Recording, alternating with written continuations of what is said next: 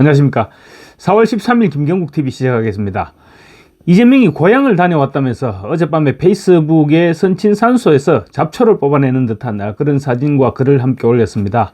누구나 큰일을 앞두고 부모님 산소를 찾아뵙고 하는 것이죠. 그렇지만 어쩐지 이재명의 고향 이야기는 좀 어색하기만 합니다. 우선 고향이 정확하게 어디인지부터 헷갈립니다.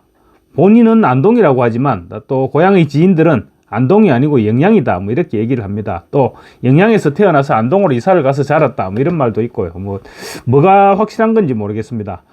아버지에 대해서는 책임감 있게 자신을 키워줬다 이런 말을 했다가 또 언젠가는 또 정반대 얘기도 하고 합니다. 오락가락합니다.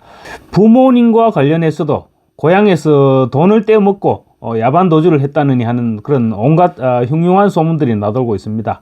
이재명 본인 역시 어릴 적 고향에서의 행적에 대해서 온갖 의혹들이 제기되고 있어서 뭐가 진실인지 알 수가 없습니다. 그래서 이재명의 머릿속에 있는 고향은 어떤 의미일까?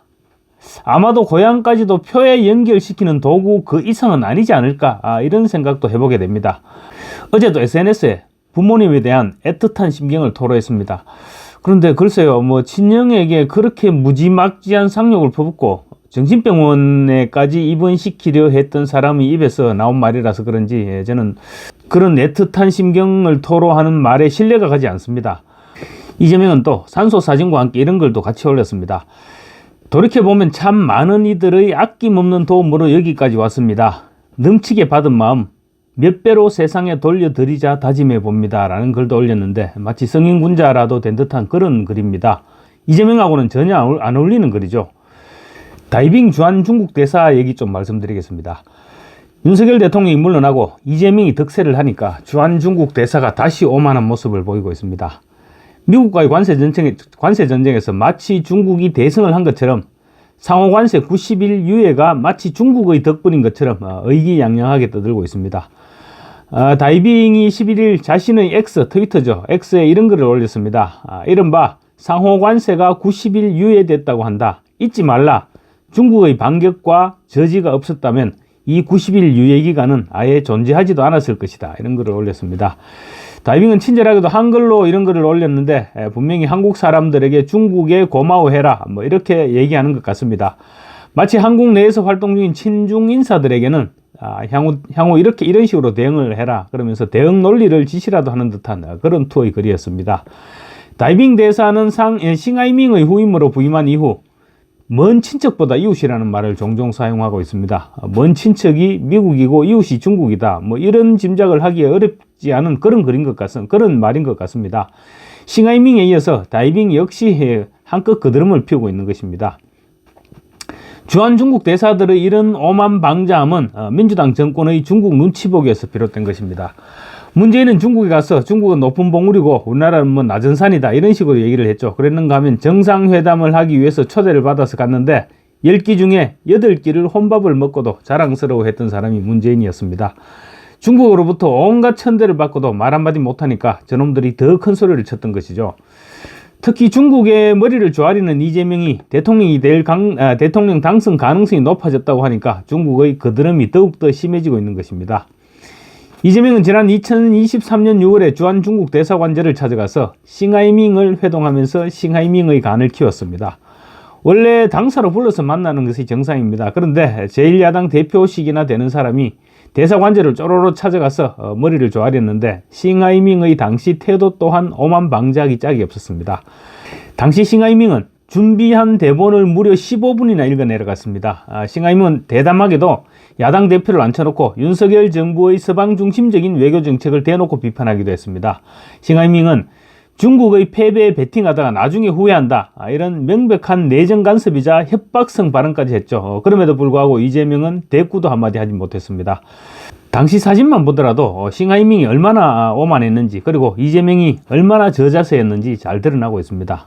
중국 대사관제를 찾아가서 국장급에 불과한 싱하이밍에게 두 손을 공손히 잡고 머리를 굽신굽신 조아리면서 쉐쉐하고 있는 이재명입니다. 싱하이밍 표정 좀 보십시오. 마치 신하를 보듯이 흡족한 표정입니다.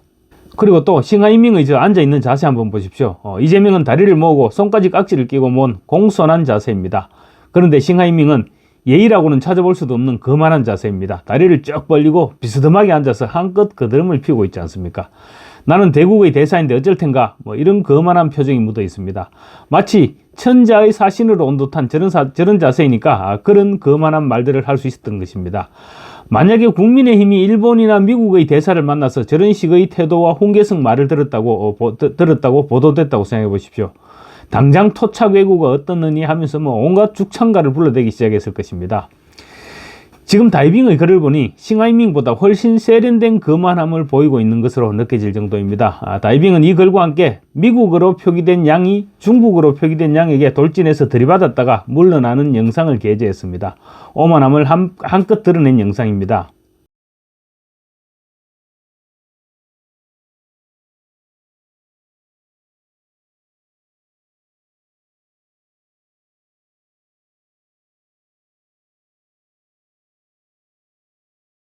그리고 동영상에는 적이 나를 공격하지 않으면 나도 공격하지 않는다. 만약 나를 공격하면 반드시 반격한다는 내용의 중국어도 덧붙여뒀습니다. 일종의 경고 메시지인 것입니다. 이런 메시지를 대한민국 사람들이 보라고 올려둔 것입니다.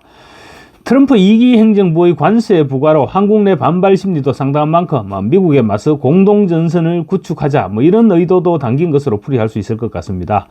트럼프 대통령은 취임 후 10%씩 두 차례 총 20%의 관세를 중국에 부과했고 또 그 이후 지난 2일 대중국 상호관세를 34%로 매겼습니다. 이에 중국이 동률로 보복하니까 상호관세율을 50%로 올렸고 이후 추가 조정으로 145% 관세를 공표했습니다. 중국 정부도 미국의 관세를 125%로 올리고 이렇게 지금 양국이 강대강 대치로 치닫고 있습니다. 문재인의 중국에 대한 저자세 외교와 이재명의 쉐쉐는 국내에서 중공 간첩들의 입지를 한층 강화시켜 놓았습니다. 심지어 윤 대통령의 탄핵을 환영하는 중국의 전단지가 서울 시내 한복판에 나붙고 있을 정도입니다. 중국 대사가 노골적으로 공식 행사에서 멀리 있는 친척보다 가까운 이웃을 강조하고 있는 마당에 이재명의 쉐쉐 외교까지 더해지면 그야말로 걷잡을 수 없는 속국화가 진행될 것이 우려되고 있습니다. 류건일 전 조선일보 주필은 칼럼을 통해서 한국에서도 중공의 간첩 활동 문제는 더는 간과할 수 없는 시대적 의제로 떠올랐다.